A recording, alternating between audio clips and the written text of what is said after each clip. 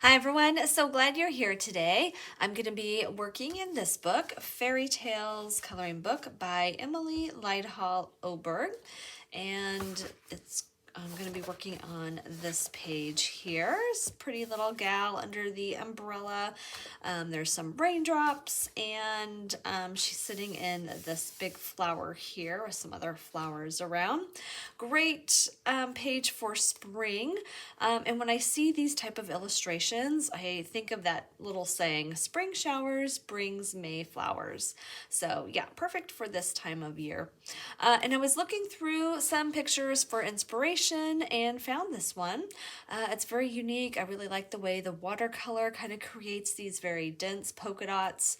I like the color variations of the bluish gray.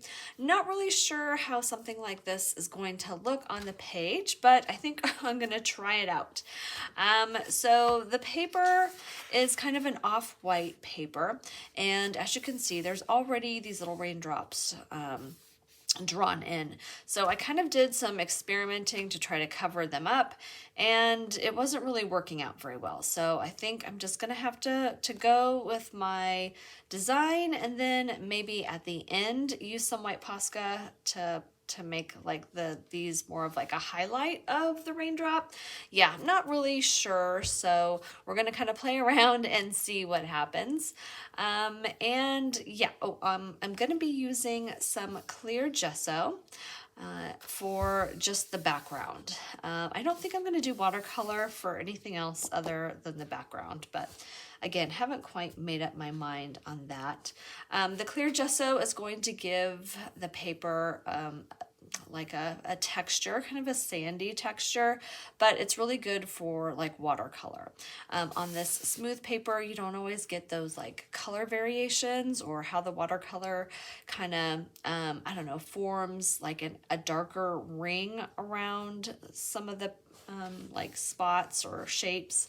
So yeah, I really want that look. So anyway, so I think the gesso is going to help with that. I need to put it on, and then it has to set for 24 hours. Okay, so let's go ahead and get started with that, and I'll see you in a few.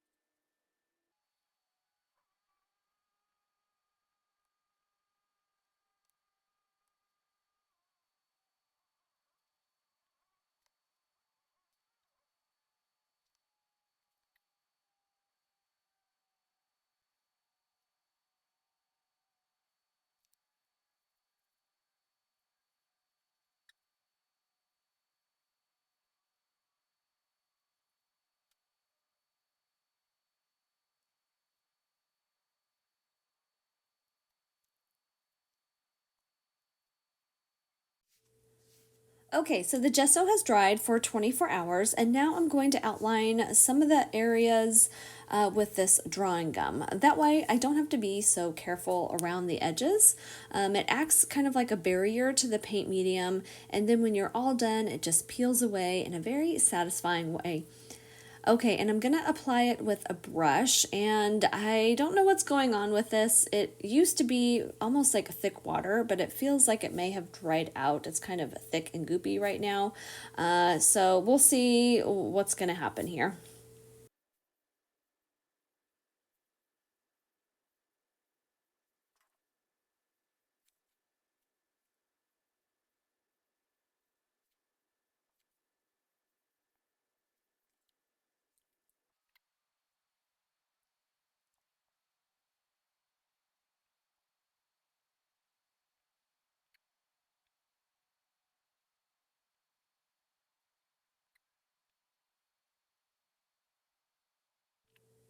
Okay, finished with the drawing gum. Now I ended up really stirring it up, and that definitely helped. It became more watery. I think the top layer was just drier, so the application went much smoother after that.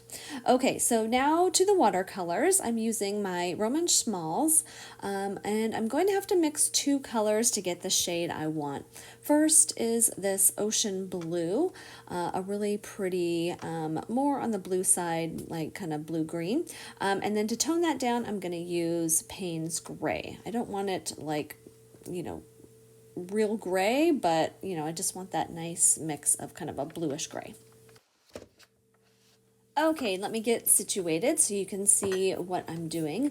This is actually a fondue plate that I had, but it works perfectly for watercolors and mixing.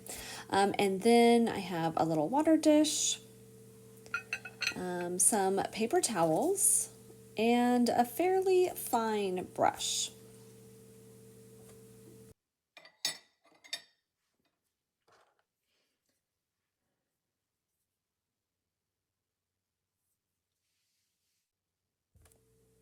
Okay, so I add some water to each of my little trays here, and then let that soak for just a second or two, and then I can kind of pick up the color and then add it to my plate. So I'm kind of just stirring it a little bit and then add the color. Clean off the brush, and then I'll grab some of the gray, just a little bit of the gray. All right, and then I'll clear it off and mix those together. And then I have a scrap piece of paper, and I'm just trying to see what the shade looks like, and I can always add more. So I decided I needed to add a little bit more gray, and then if I like that shade, then I can add more water, and then I can kind of go from there. And just depends on the shade I'm looking for. The intensity, if I want to add more water. If I like the shade but I just want it lightened up, then I can add more water. So yeah, I'll keep this handy, that way when I have to mix again, then I can kind of get the same color shades. All right, so I'm gonna do kind of a medium lightness first, and then I can go back and add darker ones and lighter ones. So at first I'm just making a little ring, as you can see, and then I wipe off my brush, and then I just start filling in that little circle. And that way when it dries, it will give you those variations of darks and lights within that circle. I have to remember not to get too close to it, because if they touch, then the water will kind of run into each other, and I don't want that. So you can see on this one, it just kind of connected to that other one. So I need to remember to kind of space them out a little bit more.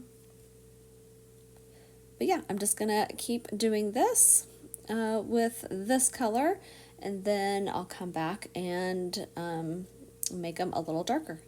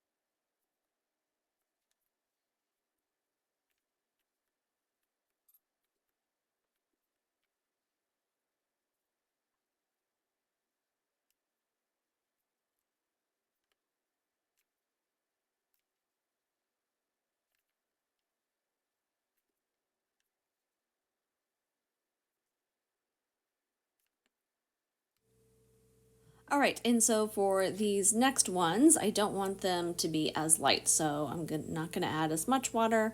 I'm going to keep it a pretty dark, so. But same thing, a little circle first, and then I'll wipe off my brush and then kind of work the paint into that circle.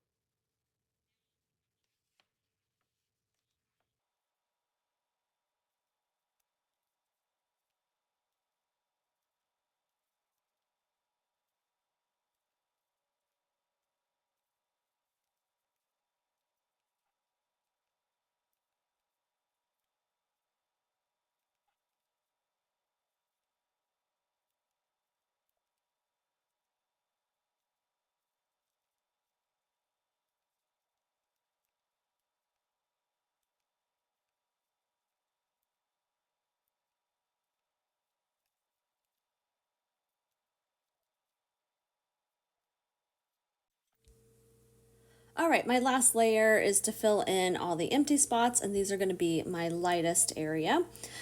So I've just added more water to the paint, and that gives you that lighter shade. I like the look of these circles overlapping too, because even the overlapping gives you those different color variations.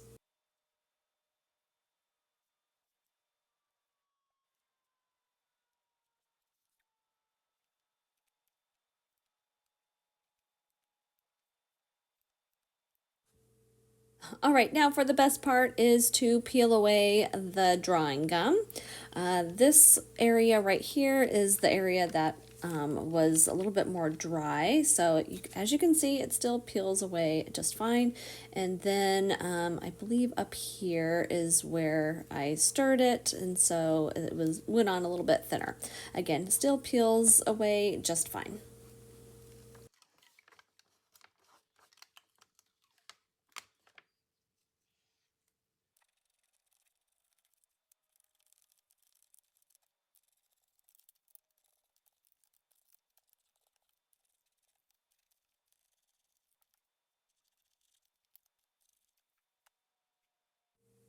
Okay, here is my rainy watercolor polka dotted background.